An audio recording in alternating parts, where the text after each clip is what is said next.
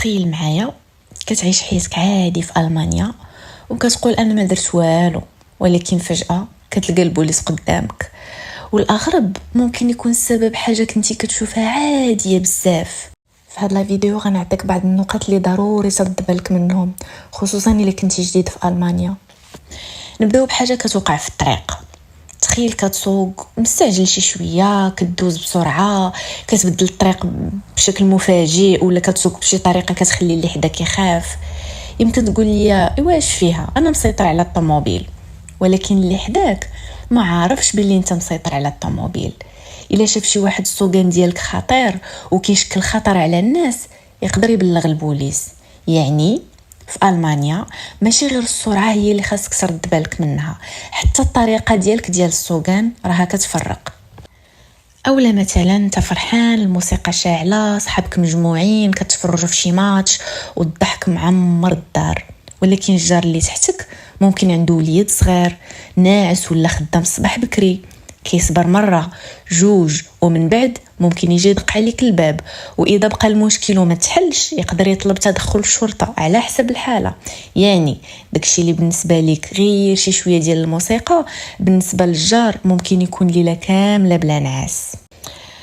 الحاجه الثالثه هذه ما فيهاش الضحك. الا وقع مشكل بين جوج ديال الاشخاص وبدل النقاش بدا التهديد، الدفع، الضرب، او شي واحد ولا خايف على راسو، هنا الموضوع كيولي جدي. وماشي ضروري تكون انت طرف في المشكل، حتى الا كنتي غير شاهد وشفتي واحد في خطر خاصك تاخذ الامر بجديه. في الحالات اللي فيها خطر مباشر او جريمه جاريه، الشرطه الالمانيه عندها الرقم 110. الرابعه، تخيل شي واحد تعصب، مشى ضرب سياره ديال شي واحد، هرس شي حاجه، خرب ممتلكات في مكان عام، وكاين واحد واقف بعيد وكيشوف كل شيء. ممكن داك الشخص ما يقول والو في داك اللحظه، ولكن يقدر يبلغ ويعطي المعلومات اللي شاف. لهذا ما تفكرش انك الا ما شافك حتى واحد سالينا. في ألمانيا حتى تخريب الممتلكات ديال الغير ممكن يدخل في بلاغ للشرطه. هذه غادي تضحكك، ولكن ممكن تخرج عليك غالية الشواء، حيت ماشي اي بارك في ألمانيا ممكن تشعل فيه العافية وتقول انا غير كان شوي. شوف العلامة قبل ما تشعل، حيت الا كان غريلن فابوتن راه ممنوع، وشي واحد يقدر يبلغ عليك، وهنا غتكون لا كاتاستروف. نقطة اخرى مهمة، وهنا بزاف ديال الناس كيوقعوا فيها بلا ما يحسوا.